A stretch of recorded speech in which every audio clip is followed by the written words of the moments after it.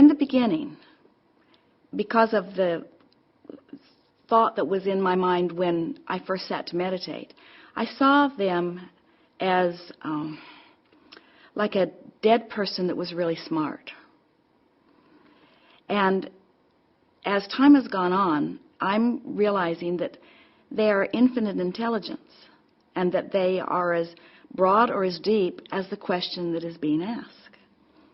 So they no longer feel like a person to me, you know, like you'd talk to your dead father or someone. They feel like infinite intelligence, although they have very specific personality. I feel their love and their humor, you know, their appreciation of every person that they interact with. Their intelligence, that's probably the best word I would use to describe them. The stage I've reached, and I can't seem to, I see no reason to get past it, I guess. I remember once when I finally discovered the word ineffable. And what the word ineffable means is there's no words for it. And I had, even before this, I had come to the decision that the closer I got to understanding what all that is out there, the less words there would be for it. It's like I don't try to understand about how the electricity was created to make all this go around here, the lights and the sound and so on and so forth. I just know I just have to flip a switch, and I trust that the switch will turn the light on. And to me, our work with Abraham is like that. I've lived enough life, had enough experiences before Abraham and with Abraham to feel really, really good about the power of what they're teaching and the value to the individual. Life was really, really good before Abraham. We were very healthy. We had a wonderful relationship. We had a wonderful income. We had a wonderful career, business, fulfilling work to do, something that was really rewarding, something that I just absolutely loved. I thought I would never, ever, ever stop it. I always said if I never made a penny out of it, I'd keep doing it. I loved it so much. Still have all of that, plus all of that. But on the other hand, I now understand life. The big questions are answered. In other words, I understand the purpose of life is joy. Whereas before, I thought joy was kind of like, maybe we shouldn't get too joyous. Maybe we should suffer a little more. Maybe there should be more pain involved. Maybe there's something wrong with me wanting everyone around me to be happy. Maybe there's something wrong with me wanting everyone to enjoy their lives. Maybe that's not the plan. And now I understand that is the plan, that's the ultimate goal in life. Our purpose for being here is to achieve joy. You can use the word joy, but Abraham says in the terms of to feel good. They say that everything that any of us ever do or ever want is for one reason and only. And we may look at those things that other people want as something horrible, but they only want it so they'll feel better. And so that's the ultimate goal for every one of us, is just to feel better, more better.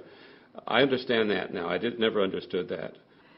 I don't... so many things that I didn't understand about things that were happening to other people or even to myself, now they're not mysterious anymore. Now, understanding what Abraham has taught us, now you can look at any situation and at least understand that it is changeable and why it's happening in the way that it is.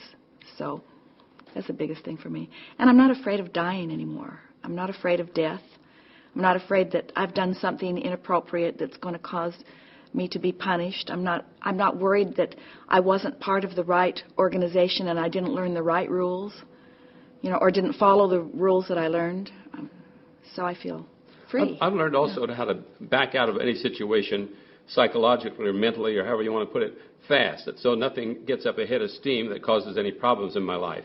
Often in the past I would let things get too far and then it's too hard to deal with, whereas before, with what Abraham's teaching us about listening to our emotions, I can catch something, it just barely gets off the ground before I change my process of thought and start focusing on something differently, and which then stops that creation of what was beginning to develop. I can see a headache pull back. I can see a little physical thing change just really fast in my life. I can see a relationship issue that would have developed years ago that I just instantly, by just gently changing the thought, to change that whole thing around. So we're sure and happier still and more prosperous, and we feel freer. Yeah.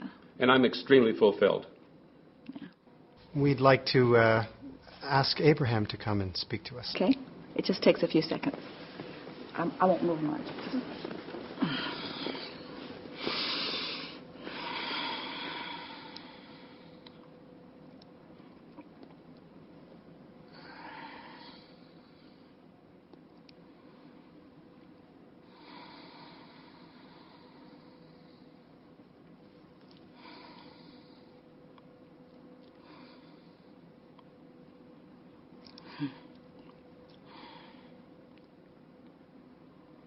It is nice to have an opportunity to visit. Mm-hmm.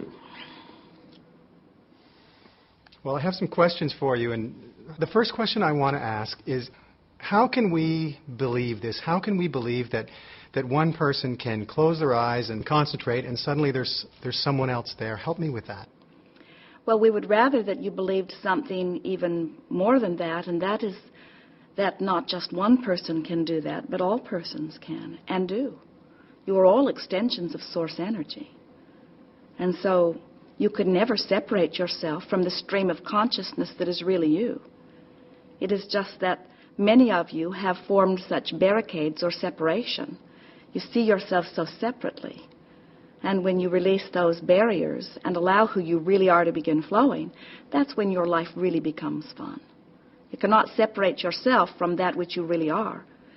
Esther cannot separate herself from that which is Abraham. Who and what is Abraham? Well, words are tricky because from your physical format, you are accustomed to seeing things from your physical point of view. But we are non-physical consciousness. We are source energy. We are vibration. We are thought. We are not so different from you. You are an extension of that which we are. Everything that is physical is an extension of that which is source, you see. And so we are just a purer form of the energy that is actually you, meaning we do not have thoughts of resistance that keep us from being that which is a vibrational match to source, while in your physical form, sometimes you do. Have you ever been human?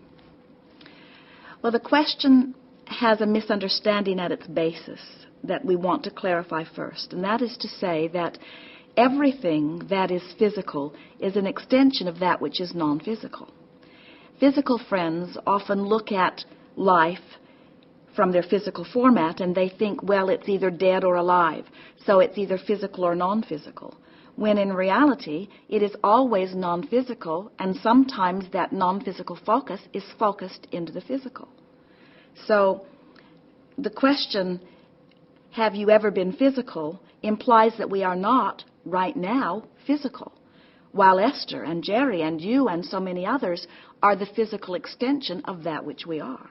It's sort of like saying to your toaster, why don't you be the electrical current also? And the toaster says, I'm the toaster, the electrical current will be the electrical current. And we're wanting you to understand that source energy will always be source energy. But source energy expresses itself in physical form all around you. Why the name Abraham?